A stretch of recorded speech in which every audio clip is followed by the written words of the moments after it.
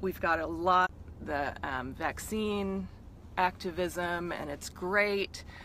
But I think this Lyme vaccine that's being fast-tracked can be a way for us to unite and start to understand some more of the mechanisms that are going on that we need to educate people on. So, funny story, yesterday I got in a troll fight on one of little Dr. Senator Dicky Pan's posts, and it was pretty hilarious because these trolls didn't know what to do. It seemed like they had been taken off guard, and who knows if he posted it or one of them did. I don't care who posted it. It was on his page, and what it was an article about a young woman who's had Lyme for 10 years, and isn't it terrible? And by the way, he posted in the comments a link talking about Lyme vaccines. So here's Richard Pan basically supporting somebody with, I'm going to do the air quotes, chronic Lyme, because I don't call it chronic Lyme, and I'll get into that later. But here he is supporting this young woman who's been terribly sick for more than 10 years, got a tick bite at Girl Scout camp, blah, blah, blah. And so the trolls who are trained to say chronic Lyme is a fake disease all start chiming in. Chronic Lyme is fake. What are you talking about? We don't understand why you're posting this. Meanwhile, he's put that other link in there showing that, okay, here's why. He's acknowledging the disease because otherwise you can't have a vaccine for it. And so they're all bickering, and I drop this little turd in their punch bowl, and I say, so why do we need a vaccine for a disease that doesn't exist? Which is, you know, anybody with an ounce of logic in their head would ask that question. So all these years, they've been saying, oh, it's a non-disease, it doesn't exist, you people are fakers, you're crazy, it's not a disease, you're not sick, you don't have anything, you just have crazy.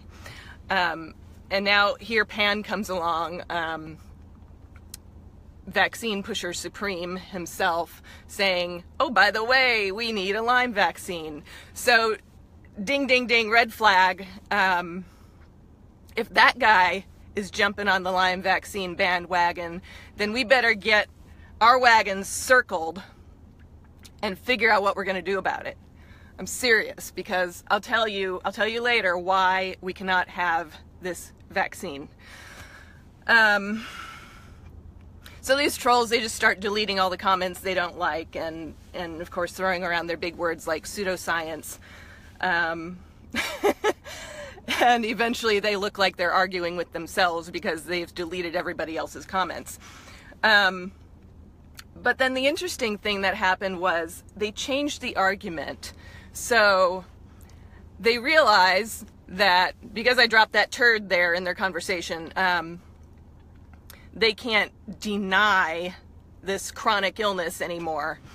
They start saying, oh, you can be sick, you just can't call it chronic Lyme. You have to call it the sequelae of infection.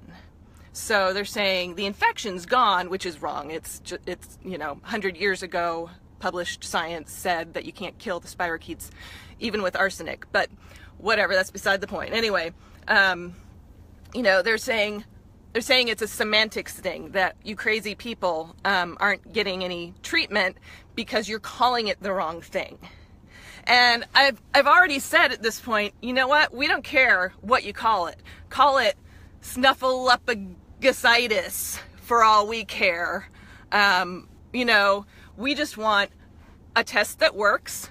We want a treatment that works for everybody, that we can afford, that's covered by insurance.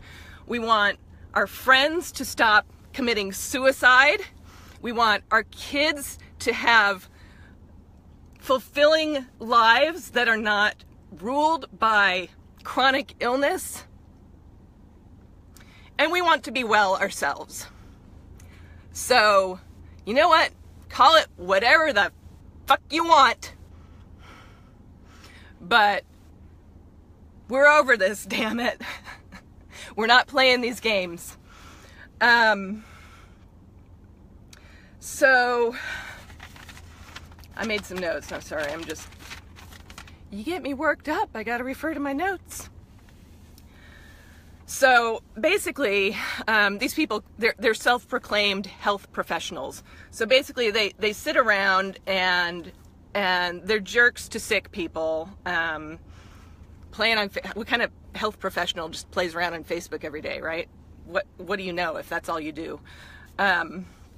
So they just sit around and they're assholes to sick people and tell them they're using the wrong words. So, I've got a few words for them.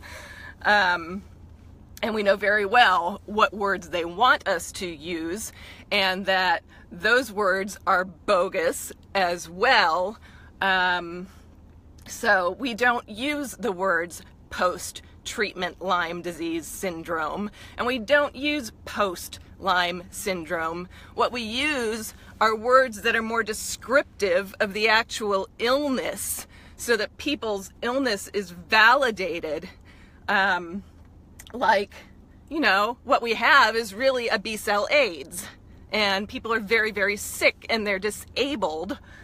We have what the NIH calls post-sepsis syndrome, and that's because these fungal type antigens that are stealth bombed by the spirochetes cause sepsis. And then what happens after sepsis? Well, you get post-sepsis. And I've used this analogy a lot, but I'm going to use it again because I think it really helps people understand.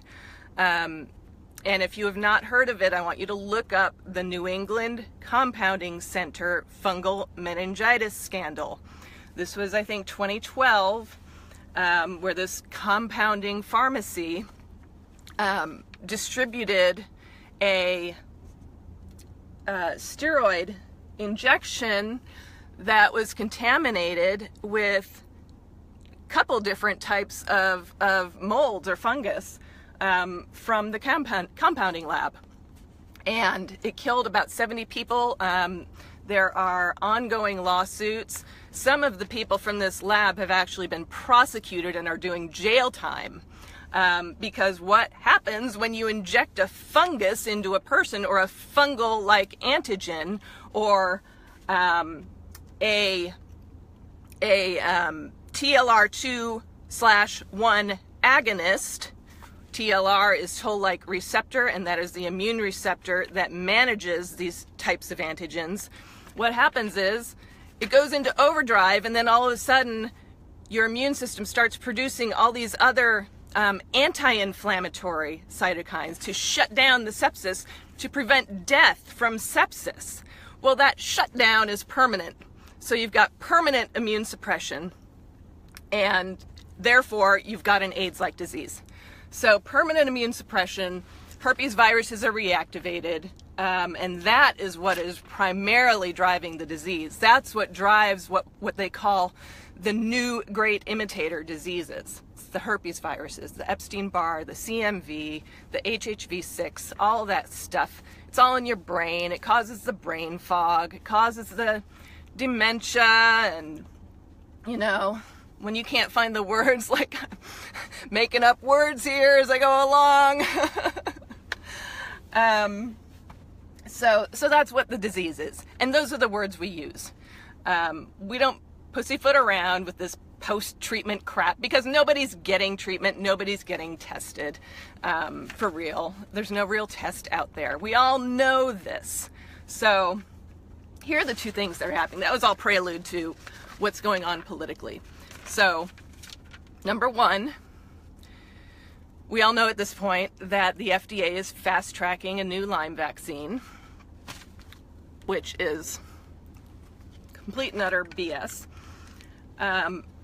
We don't know for sure whether this new OspA, that's OSPA, OspA, outer surface protein A, we don't know whether this new OspA vaccine will be the same as LymeRix, We don't know whether the immunogenic part of the OspA will be surface exposed and therefore be able to cause the disease.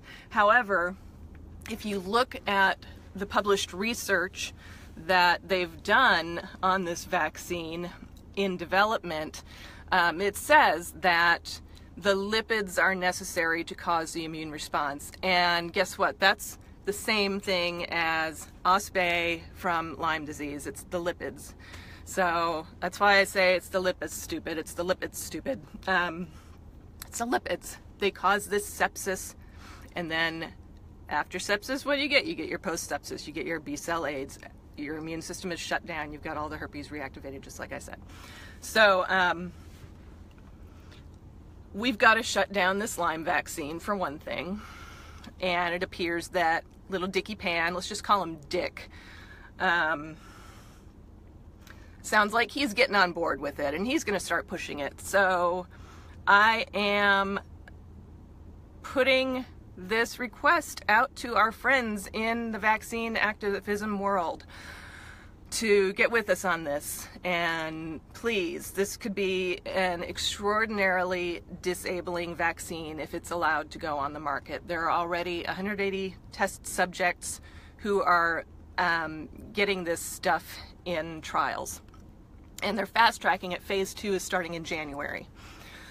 The second political thing that's going on, there's a brand new piece of research that was published in Europe, and I wrote down the list of countries who are involved in this because this is really extraordinary and everybody needs to understand this. So, and why it's connected, actually. So I put a link to this report in the text for the video, and the title of the report is basically to test or not to test. And we know that the answer is not, right? So they don't want to test. They don't want to test anybody for Lyme. They don't want to admit that there is Lyme out there or that it causes any kind of long-term illness, blah, blah, blah. They just want to let you select, do you want the pink padded room or the blue padded room? That's it, basically. So the countries that were involved in this, this research were Denmark, the Netherlands, Germany, Ireland, France, Sweden, Austria, UK, and Slovenia. 1, 2, 3, 4, 5, 6, 7, 8, 9. 9 different European countries who are basically saying, sorry, we're not going to test you anymore. Forget it. So don't even bother trying to get a decent test, one that works, because you're not even going to get tested. And so what we're seeing here politically, I think when you triangulate all of this data, is that you can't have a fake vaccine if people can actually get diagnosed with the disease. Don't you love these guys? So nobody's going to get diagnosed. And the funny thing is, after that whole PAN conversation and before I saw this research report out of Europe, I was already thinking, okay, we've got a charge sheet on truthcures.org. Charge sheet number 3, it's the biomarkers charge sheet. I was thinking, we're not pushing that one enough. We're not explaining what are the biomarkers of this post-sepsis illness, or the what's happening in the brain immunologically. And the crooks themselves, the Lyme crooks, have published most of this stuff. And so they know what these biomarkers are. They know how to diagnose this stuff. And so this is our challenge, how do we get this disease acknowledged for what it is? How do we get some real tests that can actually diagnose what's going on here versus spirochetes, which we know are permanent. If you got spirochetes, then, if you don't have your arthritic knee, then you've probably got the other disease, which is this chronic fatiguing herpes virus reactivated post-sepsis syndrome, blah, blah, blah, snuffleupagus kind of disease. So that's basically what I wanted to talk about. I wanted to say, all right, we've got this vaccine and we've got this denial, and we've got this denial because of the vaccine, and here we go again. This could be Lymerix all over again, and there are a whole lot more of us this time who can take this thing down, and we can bust this thing wide open, and we can get the acknowledgement and the testing and the treatment that we deserve. And our kids are depending on it.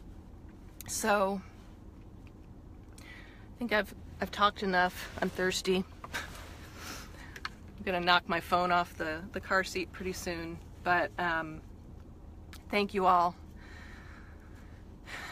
Please think about those things, and if you have ideas, let us know. And read the charge sheets. Kathleen. It's for you. So that's it. Cheers. Have a good afternoon. Love you.